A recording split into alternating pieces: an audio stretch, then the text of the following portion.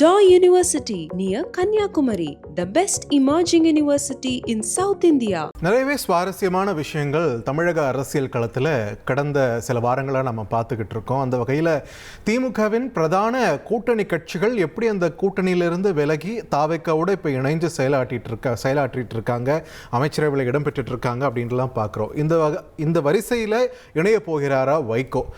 தன்னுடைய கூட்டணியை மாற இருக்கிறாரா, இல்லை வேறு ஏதேனும் முடிவெடுக்க போகிறாரான்னு நிறைய கேள்விகள் இருக்கக்கூடிய நிலையில் ஒரு முக்கியமான ஒரு சந்திப்பு தற்பொழுது நடந்தேற போகிறது. தலைமைச் செயலகம் வந்திருக்கிறார் மதிமுக பொதுச் செயலாளர் வைகோ முதலமைச்சர் விஜய் அவர்களை சந்திக்க.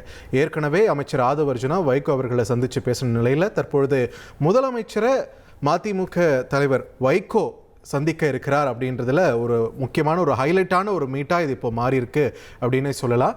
ஸோ என்ன நடக்க போகிறது இந்த சந்திப்பை தொடர்ந்து, என்ன எதிர்பார்க்கலாம், இந்த மாதிரி நிறைய எதிர்பார்ப்புகள். தொடர்ந்து கூடுதல் விவரங்களோடு இணைகிறார் நம்ம செய்தியாளர் பாஸ்கர். வணக்கம். இந்த சந்திப்பு அப்படின்றது இந்த தருணத்தில் எவ்வளோ முக்கியத்துவம் வாய்ந்தது, என்ன எதிர்பார்க்கலாம், நமக்கு அந்த வட்டாரத்திலிருந்து கிடைக்கக்கூடிய தகவல் என்ன பாஸ்கர்? மதிமுக பொதுச் செயலாளர் வைகோ அவர்கள் தமிழக முதலமைச்சர் விஜய் அவர்களை சந்திப்பதற்கு தலைமைச் செயலகத்துக்கு வருகை தந்திருக்கக்கூடிய காட்சியில பார்க்கலாம். ஒரு 3 மணி அளவுல அந்த சந்திப்பு என்பது முதலமைச்சரோடு சந்தித்த பிறகு அவர் செய்தியாளர்களை சந்திப்பதற்கும் திட்டமிட்டிருக்கிறார். அந்த வகையில பார்க்கும்போது ஏற்கனவே அவர் வைத்திருக்கக்கூடிய பல்வேறு கோரிக்கையின் அடிப்படையிலையும் அந்த சந்திப்பு என்பது ஒரு முக்கியத்துவம் வாய்ந்த சந்திப்பாக பார்க்கப்படுகிறது.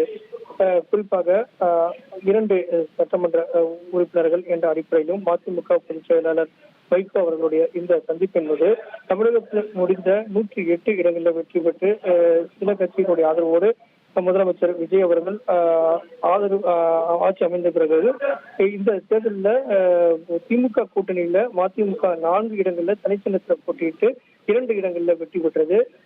இந்த தேர்தலில் திமுக கூட்டணியில தனிச்சின்னத்துல போட்டியிட்ட 2 இடங்களையும் வெற்றி பெற்றதன் காரணமாக தமிழக வெற்றி கழகத்துல தமிழக வெற்றி கழகத்தோடு அவர்கள் இணைந்து செயல்படுவதற்குண்டான வாய்ப்பு என்பது எவ்வாறு ஏற்படக்கூடிய நிலை இருக்கிறது என்பதெல்லாம் கொஞ்சம் ஆராய்ந்து பார்க்க வேண்டிய நிலை இருக்கிறது. முதலமைச்சருடைய சந்திப்பு என்பது ஒரு மரியாதை நிமித்தமான சந்திப்பாக பார்க்கப்படுகிறது. அவர் பல்வேறு கோரிக்கைகளை முன்வைப்பார். குறிப்பாக எம்பி அவர் கூடவும் வராரு, துரை வைகோ அவர்களும் சந்திப்பதன் காரணமாக அவர்கள் என்னென்ன கோரிக்கைகளை முன்வைத்து தமிழக முதலமைச்சரோடு இந்த சந்திப்பின் வாயிலாக தெரியப்படுத்துறாங்க அப்படிங்கறத பொறுத்து தான் இந்த சந்திப்பினுடைய முக்கியத்துவம் என்பது அமையும். வைகோ நேற்றே ஆதவ அர்ஜுனா அவர் சந்தித்து பேசியிருக்கிற அடிப்படையில இந்த சந்திப்பு என்பது நடைபெறுவதன் காரணமாக தொடர் சந்திப்பின் வாயிலாக என்னென்ன டெவலப்மெண்ட்ஸ்ங்கிறது கொஞ்சம் பொறுத்து பார்க்க வேண்டும். அரசியல் ரீதியான அணுகுமுறையா, அதே நேரத்துல தொகுதிக்கு கோரிக்கைகளை முன்வைக்கிறாங்களா, எம்பி அவர் அவருடைய தரப்புல இருந்து ஏதாவது கோரிக்கைகளை முன்வைத்து தமிழக அரசிடம் அந்த கோரிக்கைகளை முன்வைத்து தமிழக முதலமைச்சர் வைத்து அதன் அடிப்படையில் தொடர் நடவடிக்கை மேற்கொள்ளப்படுகிறதா அப்படிங்கிறதெல்லாம் இன்னும் சற்று நேரத்தில் அவர் செய்தியாளர் சந்திக்கும் போது முழுமையாக தகவலாக தெரியக்கூடிய வாய்ப்புகள் அதிகமாக உள்ளது. செய்தியாளர்களை சந்திக்கிறதுக்கு முன்னாடி தற்போதைய நிலவரப்படி பார்த்தா இது ஒரு மரியாதை நிமித்தமான சந்திப்பு என்ற அளவுல தான் கன்சிடர் பண்ணப்படுது இல்லையா? நிச்சயமாக இது ஒரு மரியாதை நிமித்தமான சந்திப்புக்கான வாய்ப்பாகவே இருக்கிறது. தலைமைச் செயலகத்துக்கு வருகை தந்திருக்கக்கூடிய வைகோ அவர்கள் தமிழக முதலமைச்சரை தலைமைச் செயலகத்தை சந்தித்து பேசும்போது மதிமுக சார்பாக பல்வேறு கோரிக்கைகள்